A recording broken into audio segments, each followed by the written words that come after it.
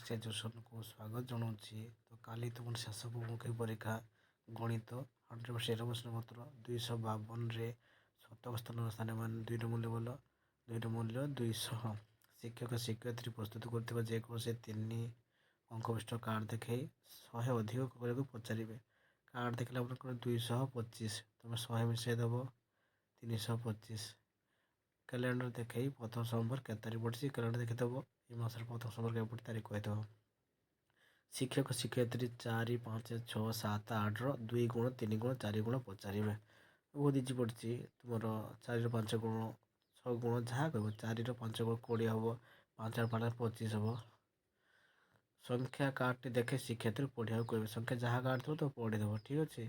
3ଟି ଅଙ୍କ ଦେଇ ବୃହତ୍ତମ କ୍ଷୁଦ୍ର ସଂଖ୍ୟା ଗଠନ କରିବା। 3ଟି କାର୍ଡ଼ ନେଇ ନେବ।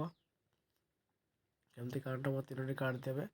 ତ କେମିତି କରିବ? ମନେ କର ତାହେଲେ 3, 4, 5। ପ୍ରଥମ ନେବ 5, 4, 3। ଆଉ ବୃହତ୍ତମ ସଂଖ୍ୟା କ୍ଷୁଦ୍ର ସଂଖ୍ୟା କେତେ ହେବ? 3, 4, 5 କ୍ଷୁଦ୍ର ସଂଖ୍ୟା ଓଲଟି ଦେବ। ଠିକ୍ ଅଛି। ତ ଗୋଟିଏ ନୋଟ୍ ଦେଇ ସମାନ ପରିମାଣରେ ନୋଟ୍ ଆଣିବାକୁ କହିବେ। ଗୋଟେ ନୋଟ୍ ଦେଇଦେବେ। ମୋର 10 ଟଙ୍କା ଦେଲା, তুমি 10 ଟଙ୍କା ଆଣିବ। 50 ଟଙ୍କା ଦେଲେ ତା 10ଟି 5 ଟଙ୍କା ହେବ। 10 ଟଙ୍କା ଦେଲେ 2ଟି 5 ଟଙ୍କା ଆଣିଦେବ। 2 ଟଙ୍କା ଯଦି 5ଟା ଥିବ। ତ ନେକ୍ସଟ ପ୍ରଶ୍ନକୁ ଯିବା ପୂର୍ବରୁ ଗୋଟିଏ ଛୋଟିଆ ରିକ୍ୱେଷ୍ଟ ତୁମମାନଙ୍କ ପାଖରେ, ମୋ ଚ୍ୟାନେଲଟିକୁ ପ୍ଲିଜ୍ ସବସ୍କ୍ରାଇବ୍ କର, ସାଙ୍ଗମାନଙ୍କୁ ସେୟାର କର। ଲିଖିତ ବି ଆସିଯାଇଛି, ସବୁ ପ୍ରଶ୍ନ ଚାଲି ଆସିଛି, ଲିଖିତ ଚାଲି ଆସିଛି। 1, 2 ପୁରା 8 ଯାଏ ସବୁ ଚାଲି ଆସିଛି ପ୍ରଶ୍ନ। ଏହାପରେ ଲିଖିତ ଅପଲୋଡ଼ ହେବ। କମେଣ୍ଟ କର ଥରେ ଖାଲି। ଏଇ ଚ୍ୟାନେଲରେ କେବେ ଫେକ୍ ପ୍ରଶ୍ନ ଅପଲୋଡ଼ ହୁଏ ନାହିଁ, ତୁମେ ଜାଣିଛ। ଏକ୍ଜାମ୍ ଦିଏ ଆସି ମୋତେ କମେଣ୍ଟ କରିବ ଏହି ପ୍ରଶ୍ନ ପଡ଼ିଛି କି ନାହିଁ। ଗୋଟେ ଜିନିଷ ମାପିବାକୁ ଗୋଟେ କରିବ, ମାପିବାକୁ କହିବେ।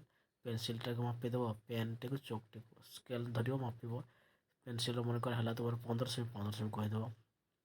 ପେନ୍ ହେଲା ମନେକର 10 ସେମି 10 ସେମି କହିବ। ଚକ୍ ମନେକର 3 ସେମି 3 ସେମି କହିବ। ତ ସାଙ୍ଗମାନଙ୍କୁ ସେୟାର କର, କମେଣ୍ଟ କରି ଜଣାଅ। ଏଇଟା ହିଁ ଗୋଟିଏ ଚ୍ୟାନେଲ୍ ଯାହାଠାରେ ଫେକ୍ ପ୍ରଶ୍ନ ଅପଲୋଡ଼ ହୁଏ ନାହିଁ।